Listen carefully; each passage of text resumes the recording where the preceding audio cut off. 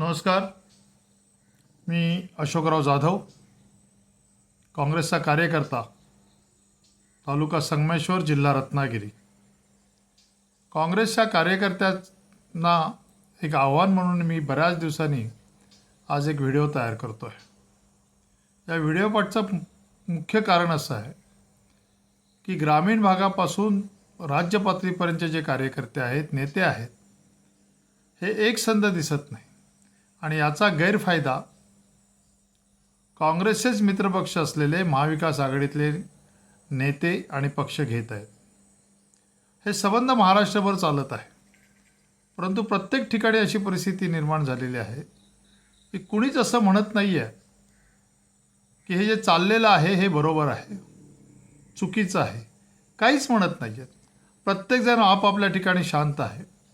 तर एकच उदाहरण द्यायचं झालं तर आपले महाराष्ट्राचे प्रदेशाध्यक्ष हर्षवर्धन सपकाळ साहेब यांनी वक्तव्य केल्यानंतर त्यांच्या विरोधात ज्यांची लायकी नाही अशा त्या चित्रा वाघ, असा तो राम कदम, असे सगळे, असा तो बावनकुळे, आणखीन अशी बरीच नावं घेता येईल, तो पाडळकर वगैरे, ही अशी बरीच नावं घेता येतील की ज्यांची योग्यताही नाही, ज्यांना हर्षवर्धन पाटील माहीत नाही, आणि त्यात या सगळ्यांचा अतिशहाणा शिरोमणी मुख्यमंत्री देवेंद्र फडणवीस यांना कोण ओळखतो असं म्हणतो.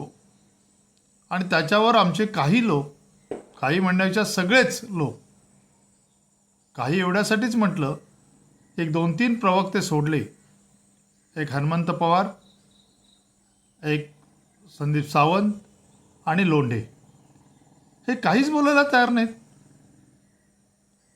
या 3 व्यक्तींशिवाय दुसरं कोणी काही बोलायला तयार नाही. महाराष्ट्राची राज्य कार्यकारिणी ही 272 लोकांच्या वरती आहे. 36 जिल्हाध्यक्ष आहेत, तेवढेच उपाध्यक्ष आहेत, तेवढेच जनरल सेक्रेटरी आहेत, आणि 300 जवळजवळ 58 ते 60 हे तालुकाध्यक्ष आहेत. आपल्या राज्याच्या नेत्याबद्दल असं काही कोणी वेडंवाकडं बोलतं किंवा त्यांना चॅलेंज देतं, तो राम कदम सांगतो अवकातीत राहा. म्हणजे आम्ही काँग्रेस कार्यकर्त्यांनी कोणीच बोलायचं नाही, आपल्या प्रदेशाध्यक्षांच्या पाठीमागे कोणीच उभं राहायचं नाही. व्यक्तिगत तुमचं काही असेल, पण प्रदेशाध्यक्ष हे पद आहे आणि या पदाचा मान आपण सगळ्यांनी राखला पाहिजे असं नाही वाटत? टिळक भवनामध्ये सुद्धा बसलेले जे सगळे लोक आहेत, राज्य कार्यकारिणी सगळे, माझ्यावर कोणाचा राग असला तरी हरकत नाही, पण हे कितपत योग्य आहे? एक शब्द कोणी बोलत नाहीत.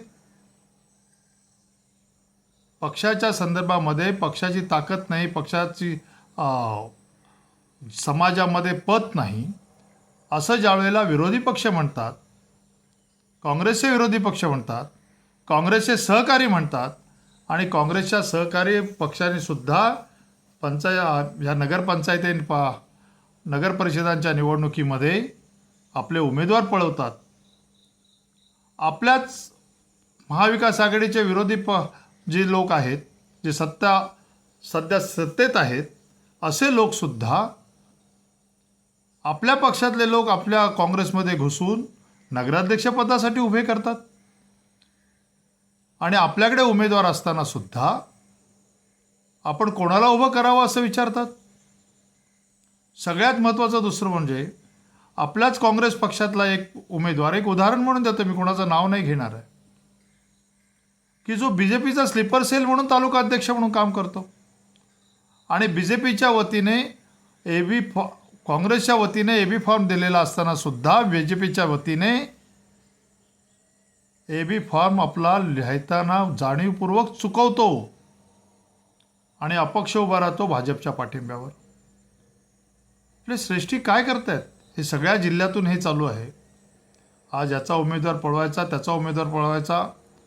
अहिल्यानगरचा तर त्या आपल्या एका जिल्हाध्यक्षाला पळवून किडनॅप करून मारहाण केली. मला नक्की नाव मगाशीच बातमी वाचली, आणि त्या ह्याच्यामध्ये आपण धाराशिवच्या जिल्हाध्यक्षाला पळवून आपण मारहाण केली, या संदर्भात आपल्याला कोणालाच राग नाही. ती चित्रा वाघासारखी टिटवी काहीही बोलते आणि तरी आम्ही सगळे ऐकून घेतो. काल परवा थोडं बरं वाटलं, संध्या 1.25 लाखांनी त्यांना चॅलेंज दिलं, तेवढंच 1 मिनिटाचं. त्याच्यानंतर संबंध महाराष्ट्रातल्या ज्यावेळेला बी जे पीची एक आगाऊ महिला आगाऊ वक्तव्य करते, आपल्या प्रदेशाध्यक्षांच्या संदर्भामध्ये बोलते, तेव्हा महिला आघाडीचं काही काम नाही. महिला आघाडीनं उत्तर द्यायला नको का? आम्ही फक्त काँग्रेसवाले पदं मिळण्यापुरतेच मर्यादित, आणि पदं मिळाली की मात्र आमचं काम संपलं. हर्षवर्धन सपकाळ साहेब, माझी विनंती आहे तुम्हाला, हे जे सगळे आपण 272 वगैरे राज्य कार्यकारिणीचे सदस्य निवडलेले आहेत, सगळे जिल्हाध्यक्ष आहेत, पक्षातला कुणीही व्यक्ती असो, त्याचा गटतट कुठलेही असोत, एखादी व्यक्ती काँग्रेस पक्षातल्या एखाद्या व्यक्तीला जर असं उलटसुलट बोलली तर त्याचा प्रतिवाद सर्वांनी केला पाहिजे. आणि हे ज्यावेळेला घडेल त्यावेळेला काँग्रेस पक्षाची ताकद उभी राहील आपोआप. सर्वसामान्य माणसांना असं वाटते की काँग्रेस आहे, काँग्रेसचेच दिवस चांगले होते, पण काँग्रेसचे दिवस चांगले असायला, काँग्रेसला जनतेमधली मतं कलेक्ट करायला काँग्रेसचा कार्यकर्ता अजून धजत नाही आहे. त्याला उभं करणं गरजेचं आहे, एवढं सांगण्यासाठी. आणि जेव्हा जेव्हा काँग्रेस पक्षातल्या कोणत्याही कार्यकर्त्यावर कुणीही काही बोललं तर आपण त्याचा प्रतिवाद केला पाहिजे, त्याला उत्तर दिलं पाहिजे, सडेतोड उत्तर दिलं पाहिजे. मग तो कुणीही असो, भाजपचा असो, शिंदेसेनेचा असो किंवा अजित पवार गटाचा असो. आजही आमच्याकडे काही ठिकाणी शिंदेसेनेतले लोक काँग्रेसमध्ये सोडून नगराध्यक्षपदासाठी उभे केलेले आहेत.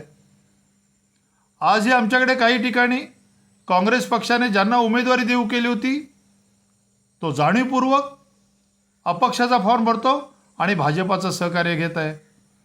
आजही आमच्याकडे काही लोक, माझ्याच तालुक्यातलं एक उदाहरण देतो, देवरुख नगरपंचायतीचा उमेदवार आम्ही नगराध्यक्ष पदासाठी उभा केला, महाविकास आघाडीच्या वतीने करत होतो. त्या उमेदवारालाच उभाटा सेनेनं पळवलं आणि स्वतःच्या मशाली चिन्हावर लढायला लावलं. कोणाचं काम करायचं, कशी आघाडी समजायची? कारण ही आघाडी जरी वरच्या लेवलला विधानसभा लोकसभेला होत असली, कारण मर्यादित उमेदवार असतात, परंतु मतदार मात्र मर्यादित नाहीत. मतदार आहेत तेवढेच आहेत. आज आमच्याकडे दुबार नोंदणी झालेली आहे. कोण कुठल्या वार्डातला कुठे टाकलेला आहे मतदार याचा काही पत्ता नाही. निवडणूक आयोग तर विकला गेलेलाच आहे, पण याच्यामध्ये काँग्रेस पक्षाची सगळीच्या सगळी महाराष्ट्रातली कार्यकारिणी, एक अध्यक्ष सोडले आणि 1-2-3 लोक हे प्रवक्ते सोडले, तर सगळेच्या सगळे आपापल्या जिल्ह्यामध्ये थंड आहेत. माझ्यापुरतं आलं की मी बोलेन, प्रदेशाध्यक्षांना बोललं तर प्रदेशाध्यक्ष उत्तर देतील. हे जोपर्यंत थांबणार नाही, प्रदेशाध्यक्षाला बोललं तर ते प्रत्येक काँग्रेस कार्यकर्त्याला ते लागलं पाहिजे, त्याला त्याची कळ लागली पाहिजे आणि त्याने प्रत्युत्तर दिलं पाहिजे. मग तो ग्रामीण भागातला बूथ कमिटीचा असो, तालुका लेवलचा असो, तालुका कार्यकारिणीतला असो, जिल्हा कार्यकारिणीतला असो, जिल्हा पदाधिकारी असो किंवा प्रदेश कार्यकारिणीतला असो. एवढंच सांगण्यासाठी मी आजचा व्हिडिओ केला. खूप दिवसांनी व्हिडिओ केला. बऱ्याच वेळेला सहज बोलता बोलता काही चुकाही झाल्या असतील, पण काँग्रेस म्हणून आपण सगळ्यांनी एकत्र राहणं फार गरजेचं आहे. एवढीच सगळ्या काँग्रेस कार्यकर्त्यांना हात जोडून विनंती आहे. जय हिंद, जय महाराष्ट्र.